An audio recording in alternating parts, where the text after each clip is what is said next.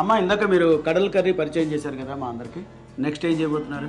చిలకడ దుంపల పాయసం అండి. చిలకడ దుంపల పాయసం.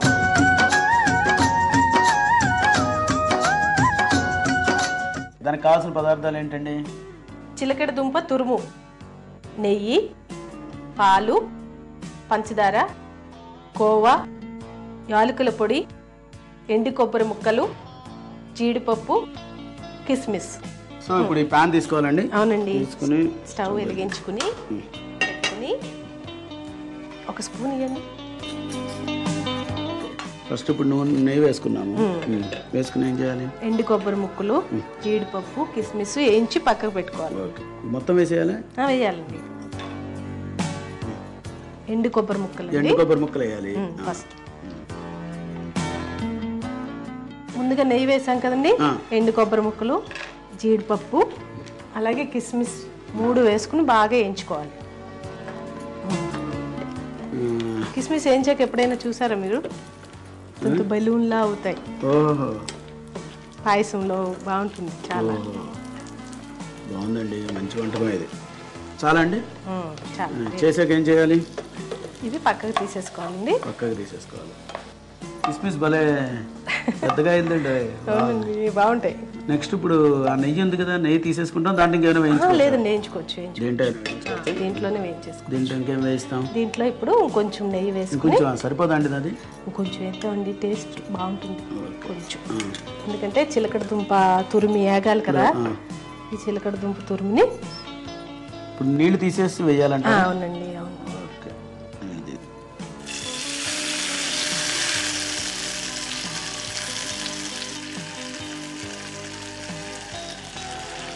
మళ్ళీ చిలకడ దుంపని కొంచెం ఏదో స్వీట్ అది వేసి, బెల్లం అది వేసి కాస్త ఏదో స్వీట్ లా కూడా చేస్తాం. అవునండి, చాలా బాగుంటుంది అలా కూడా. ఇప్పుడు ఈ వేయించింది ఏం చేస్తాం మనం? ఇది దోరగానే వేయించుకోవాలా? అంతే అండి, ఎర్రగా వేయించుకుని. చాలా అండి. చాలండి. ఇప్పుడు ఆ బాణలు పెట్టరండి. ఇంకా అది అక్కర్లే? ఇది అవసరం లేదు. ప్యాన్ ఇచ్చేయండి. దీని తర్వాత ఏం చేస్తాం? ఇప్పుడేమో ముందరేమో నేతిలో ఇవన్నీ వేయించుకున్నాం. పక్క తీసి పాలు కాసుకోవాలి. కొంచెం హైలో పెట్టొచ్చింది. ఓకే.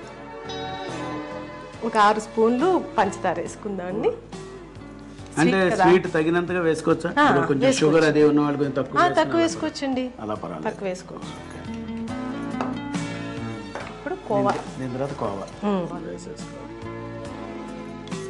ఇలాచి పౌడర్ ఉంది ఇంకా వేయాలండి. అది స్మెల్ కోసం కదా, లాస్ట్లో వేద్దాం. కొంచెం మరగాలి. ఇప్పుడు ఒక హాఫ్ స్పూన్ వేసుకుంటే స్మెల్ బాగా వస్తుంది. స్లిమ్. ఓకే. ఇప్పుడు ఇవన్నీ వేసేసుకోవాలండి. చిలకడ దుంపది ఫ్రై చేసి పెట్టుకున్నాం కదండి ఫస్ట్ మనం. ఈ పాలలో ఉడికితే ఏంటంటే దాంట్లో ఉన్న స్వీట్ కూడా బాగుంటుంది అనమాట. అదొక రకమైన స్వీట్ కదా, అది ఇవ్వండి ప్లీజ్. దీని తర్వాత ఇది బాగా ఉడకాలండి. కొంచెం ఆ దుంపలో ఉన్నది కూడా టేస్ట్ దిగుతుంది అనమాట దీంట్లో. ఇప్పుడు ఇవి జీడిపప్పులు అవి వేయించుకున్నాం కానీ ఎండు కొబ్బరి ముక్కలు, జీడిపప్పు, కిస్మిస్ ఇవి వేసుకోవాలి. అంటే ఎన్ని కావాలని వేసుకోవాలి మొత్తం? అలానే లేదండి, మన ఇష్టాన్ని బట్టి వేసుకోవచ్చు. ఆపేసేయండి. సో చిలకడ దుంప పాయసం రెడీ అండి. రెడీ అయిపోయిందా? సో రెడీ అయ్యాక ఇప్పుడు దీంట్లోకి బౌల్లోకి తీసుకుందాం. సర్వింగ్ బౌల్లోకి.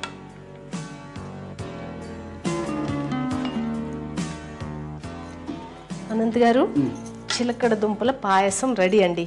ఇప్పుడు మీరు టేస్ట్ చేయండి. చూసారు కదండి చిలకడ దుంపల పాయసం. ముందరగా నేను రుచి చూస్తాను.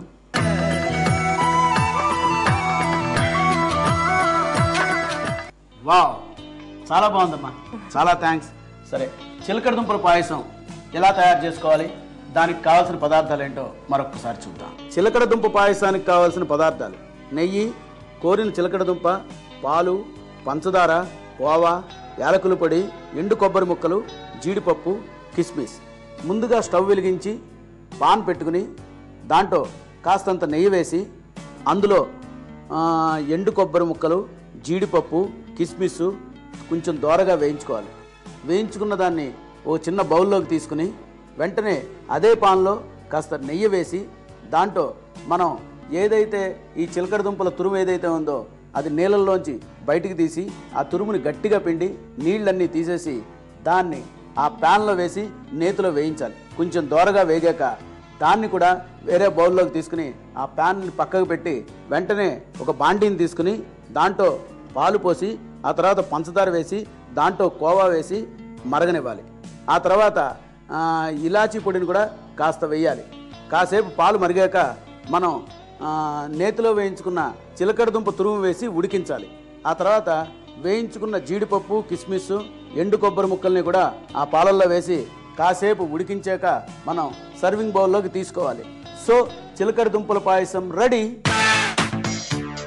రాగిణి గారు, చాలా సంతోషం అండి. మీరు ప్రేక్షకులందరికీ మరి కడల కర్రీ, చిలకడ దుంపల పాయసం ఎలా తయారు చేయాలో చెప్పారు. మీరు మా స్టూడియోకి వచ్చి ఇవన్నీ చెప్పినందుకు చాలా సంతోషం. Thank you very much. మీకు కూడా చాలా థ్యాంక్స్ అండి. అలాగే జీ తెలుగు వారికి మీ ఇంటి వంటకు పిలిచి నన్ను నా ఇష్టమైన వాళ్ళందరికీ నాకు వచ్చిన వంటకాలను చూపించే అవకాశం కలిగించినందుకు నిజంగా నేను చాలా చాలా థ్యాంక్స్ చెప్పుకుంటున్నాను. Thank you. మరిన్ని కొత్త వంటకాలతో ఎక్స్పో మీ ఇంటి వంటలో మళ్ళీ కలుద్దాం. అంతవరకు సెలవు. నమస్తే.